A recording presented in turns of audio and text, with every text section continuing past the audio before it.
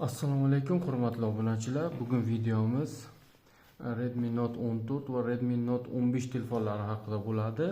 Hozir bu telefonlarni solishtirib ko'ramiz. Qani qaysi biri kuchliroq? O'sha Note 15 to'g'ri yangi chiqdi. Endi o'sha Note 14 dan o'sha har doimgidek kuchliroq bo'lishi kerak.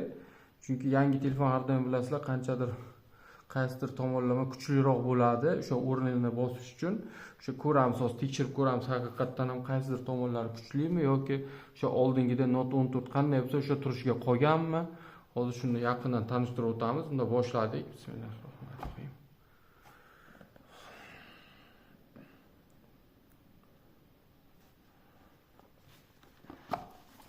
Xo'p, ikkita telefonimizda ham o'zini zavodskiy chexoli bor.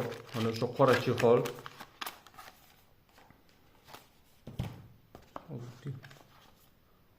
Bu telefonimizni ham ko'ramiz. Mana bu telefonimizda ham o'zini zavodskiy chexoli bor.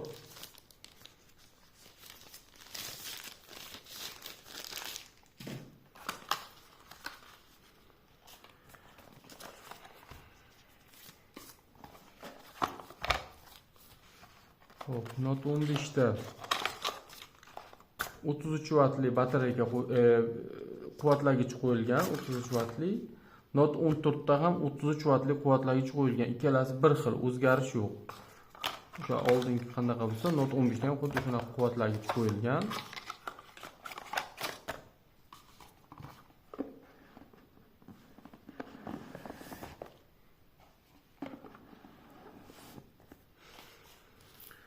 Hop, telefonlarga keladigan bo'lsak, hozir telefonlarni ochamiz.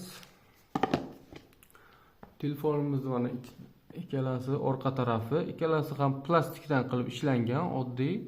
Shu kameralari atrofi mana bunaqa ko'rib turibsizlar, glyansoviy qilib ishlangan kameralar atrofi. Ikkalasi ham diğer matoviy qilib, qo'l izi qolmaydigan qilib ishlangan. Faqat Note 15 da orqa taraf mana qayrilgan. Note 14 niki mana bir xil, tip-tik orqa tarafi. Note 15 da kamerasi o'rtada qo'yilgan, buniki mana chetrog'ida qo'yilgan. Ikkalasi vspishkalari kattagina, mana kamera, 3 ta kamerali telefon. Menimcha Note 15 sal kichikroq ko'rinishi. Mana ushlaganda bilinadi, insizroq qilib ishlangan. Qo'lga menimcha shuning uchun ham qo'lga ushlash juda qulay va yengil. Mana bilinadi farqi, chunki mana Note 15 telefonimiz 184 gram bo'lsa, Redmi Note 14 telefonimiz 197 gram. Shuning uchun ham yengil, lekin batareyasi Note 15 da batareyasi 6000 amper, Note 14 da batareyasi 5500 amper batareya qo'yilgan. Bu kuchliroq batareya, 10% ga kuchliroq batareya qo'yilgan. Shunday bo'lishiga qaramasdan telefon ancha yengil va ushlashga juda qulay qo'lga. Birdan seziladi farqi. Xo'p, ekranlarga keladigan bo'lsak, ekran ikkalasida ham AMOLED ekran, faqat Note 14 da mana tekis ekran qo'yilgan. Bunda esa mana qayrilgan ekran, qarasanglar bilinadi, yonboshlari qayrilgan ekran. Ramkalari xo'p, deyarli bir xil, mana pasti ham ozroq ingichkaroq bo'lishi mumkin Note 15 niki, lekin unchalik farq ham bilinmaydi. Pastidan salgina ingichkaga o'xshaydi. Ozroq ingichka bo'lishi mumkin, lekin uncha ham farqi katta emas. Xo'p, ekran ikkalasi ham AMOLED ekran, 120 GHz da ishlaydi. Xo'p, endi kameralarni tekshirib ko'ramiz. Ikkalasini ham. Xo'p.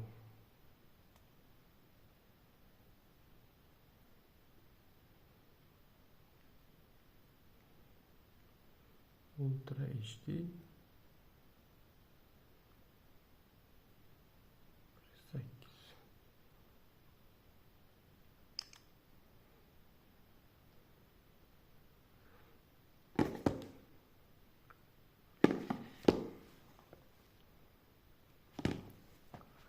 Xo'p, hozir kamerani ko'ramiz yaqinlashtirib. Bu kamera deyarli bir xil, bilmadim, yana ham mani ko'zimga shunday ko'rindimi? Kamera ikkalasi ham 1.8 megapikselli kamera qo'yilgan bo'lsa ham, menimcha Note 15 xuddi tiniqroq chiqqanga o'xshab ko'rindi. Lekin ikkalasida ham 1.8 megapikselli kamera qo'yilgan. Xo'p, videoni ko'ramiz endi. Videoni tekshirib hozir. Video.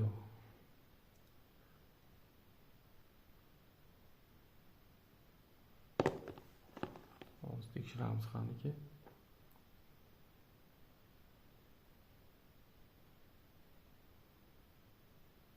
Qimillaganda e'tibor qilsanglar, Note 15 da bor, ozroq, juda zo'r kuchli deb bo'lmaydi, lekin avtostabilizatsiya funksiyasi bor. Note 14 da umuman yo'q mana. Qimillatganda mana. Buniki mana ozroq bo'lsa ham bilinadi. Juda kuchli avtostabilizatsiya bo'lmasa ham, bor, ishqilib, shu avtostabilizatsiya funksiyasi bor. Xo'p, 1.8 megapikselli kamera qo'yilgan, ikkalasi bir xil kamera, to'g'ri. Lekin men sal xuddi menga ko'rindi, balkim menga ko'ringandir, o'zi yana ko'ramiz. O'sha kamerasi sal Note 15 niki tiniq oladiganga o'xshab ko'rindi. Shu rasmi ham tiniq chiqdi qandaydir. Qarang. Yana bilmadim kimga qanday.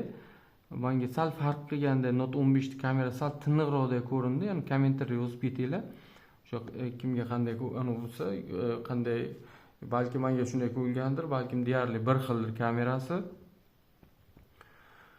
Xo'p, telefonimiz AMOLED ekran, ikkalasi ham 120 GHz da ishlaydi. Telefonimizda ikkalasi ham suvdan himoyalanmagan. Suvga qo'ya ko'rmaydi, ikkalasi ham suvdan himoyalanmagan. Telefonimizda protsessorlarga keladigan bo'lsak, Redmi Note 14 protsessori MediaTek Helio G99 Ultra qo'yilgan bo'lsa, Note 15 da MediaTek Helio G100 Ultra qo'yilgan. Bular deyarli bir xil protsessor. O'sha oldin ham o'sha telefonlarni obzor qilganda aytib o'tdim. Unday farqi yo'q, ularning ichi qanaqadir kuchli, qaysidir kuchsizroq emas. Deyarli bir xil protsessor, faqat nomini o'zgartirishgan bo'ldi.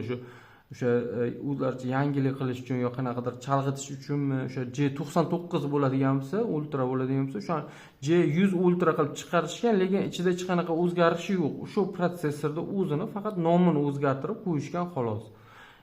Ichi shunaqa anonsi bir xil, hammasi ishlashi bir xil. Protsessorlarda o'zgarish yo'q. O'sha protsessor eski protsessor, o'sha 4 yil oldingi chiqqan protsessor. Endi to'g'ri, mana ekran qo'yishgan, batareyka qo'yishgan, menimcha protsessorda ham sal kuchlirog'ini qo'ygan yaxshi edi meni fikrim. Chunki baribir endi keyinchalik yana 1 yil davomida buni sotish kerak. O'sha sotganda odamlar shu protsessorni ham kuchlirog'ini qo'ysalar, yana ham yaxshiroq, tezroq ishlab bersa, ancha odamlar shu nima deydi, uzoqroq odamlarga xizmat qilib berardi, qotishi sal kamayardi, qotishi telefon deb o'ylayman. Yana ham bilmadim. Yana minus tarafi o'sha 33 vatli quvvatlagich qo'yishibdi ikkalasiga ham. 33 vatli baribir 6000 amperli batareyka qo'ygandan keyin sal kuchliroq quvvatlagich qo'ygan yaxshiroq edi. Telefonlarimizda vaznini aytdim, o'sha yengilroq Note 15 ancha.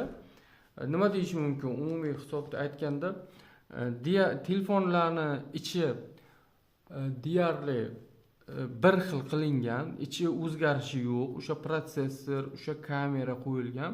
O'zgarish nimada bu? Batareykada bor va tashqi ko'rinishda mana juda ham boshqacha. Tashqi ko'rinishda va dizaynda mana ekran ham qayrilgan ekran qo'yilgan. Shuni hisobiga chiroyli ko'rinadi. Note 15 flagman telefonlarga o'xshab ko'rinishi ancha yaxshi bo'lgan. Ichida o'zgarish qilinmagan, faqat batareykani kuchliroq qilishgan va ekranni qayrilgan ekran qilib chiroyli qilib ishlashgan. Kimga qaysi yoqqan bo'lsa, bemalol xarid qilsalar bo'ladi. Kimdir aytishi mumkin, keyin yana nimadir ishlashi meniki deyarli o'zi bir xil telefon hamma tomonlama.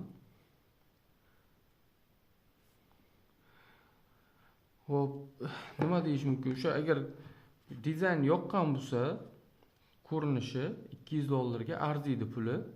O'sha xuddi nima deydi, o'sha oldin shunaqa qayrilgan ekranli telefonlar qimmat telefonlarda bo'lardi, qayrilgan ekran faqat qimmat telefonlarda. Mana $200 telefonga ham qayrilgan ekran qo'yilgan. Orqa tarafi ham, qo'lga ham ixcham turadi. Bunga nisbatan ancha insizroq qilib ishlangan telefon. Shuni hisobiga qo'lga ushlaganingizda ham unchalik bilinmaydi. Vazni ham yengil.